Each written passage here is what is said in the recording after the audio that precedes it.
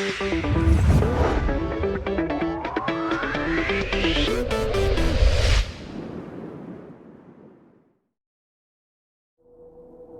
I've wanted to pick up this game for a while. It's called Gorogoa, and it's a puzzle game by one single developer.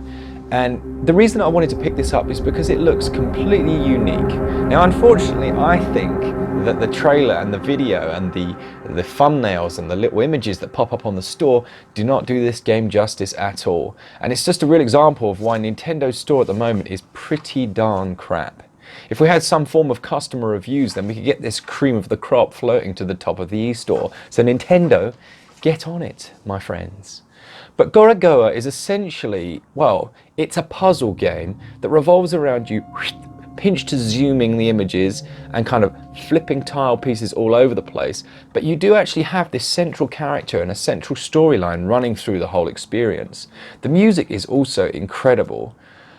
It feels like there isn't another game that feels like this. You essentially spend your time trying to think outside of the box to solve each puzzle. Take, for example, and I hope it's not too much of a spoiler, but the very first puzzle that you get, you kind of have a picture on your wall that you look at, and it zooms in, and it shows this image, and it shows these kind of fruits and a bowl, and it kind of gives you a hint that somehow you need to rearrange what's going on in these frames to match this image. Now, based on first impressions, you don't have any of this stuff, but as you look at the images that you do have, you can kind of separate parts out. Like there's this picture frame around the view that you have, there's kind of the window frame, and you can pull that off and put it in its own section. Take this view, zoom it in. It kind of reminds me of, like, you know, Minority Report, where he kind of works his way through the different areas that way. In essence, this has many similarities to that. You kind of delve deeper and deeper into the images to find the clues that you need. Now, when you do certain things, like take for example, you see an arrow on the right of the screen and you click that, the whole perspective shifts across and it gives you a new area. This old area would then be over here. So you've got this area here, you've got your picture frame down here, and then you've got your new area. Within your new area, if you tap anywhere on the screen, it does this kind of little orb to show the different things that are interactive. This is really cool, and it is optional. You can get rid of it and you can have it show nothing on screen, but I found that far too difficult. That's embarrassing, but I did, it's true. So if you show these little areas, then you know what can actually be interacted with. By no means does this make the game too easy. So once you've got this, for example, I know that my character wants to get from this frame here, so he stood here, for example, with a little bowl of fruit. Over here I've got my picture frame, and then up in the top left I've got this kind of view. So I look again at that view and I'm like, okay, in that view in the background I can see this building with a little doorway. So I tap on that and it zooms to that area. And then I think, okay. So I've got my character over here, I've got this kind of picture frame thing over here, and I move this character across the screen and he's by this frame. So I'm like, okay, he's kind of in this room looking out this window, and then in the background I've got this area.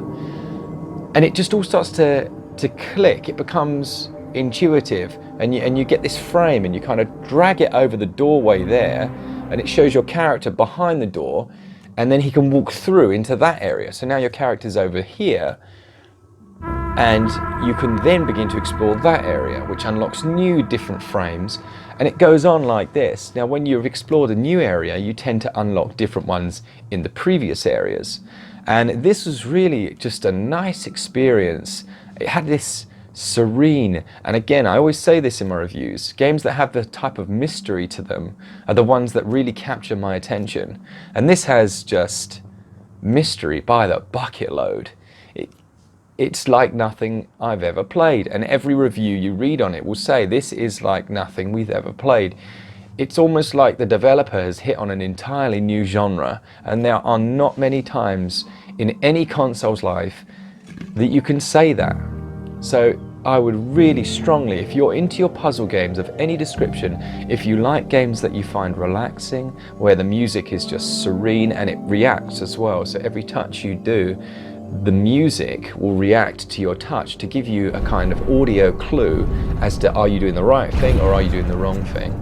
So you don't tend to feel moments where you're just tearing your hair out if you had much hair. It's more of an experience of just a relaxed story, and there is a story that runs through it.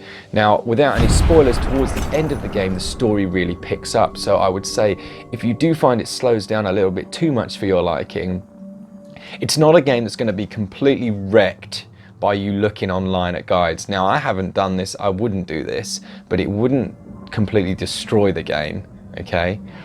I would urge you not to do that and to spend your time working through, but if you're one of those people with just no patience at all, check out a guide just to get you through that kind of, because it does get really tricky in the middle to finally get to that end story. Because I tell you what, there are a few games like Rime and some other ones where the ending, no spoilers, just blows your brain. You're like, oh my goodness, that's one of those amazing gaming moments where it feels like a movie and you just think, I'm going to remember that forever.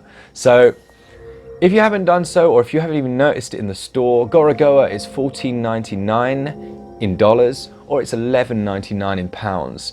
Definitely check it out, dig into that store, try and find it if you can, and let me know down in the comments if you have tried it, and if you're one of those people like me that has experienced how incredible this game is, or if, like I say, the Nintendo eStore is so convoluted that you couldn't actually find it.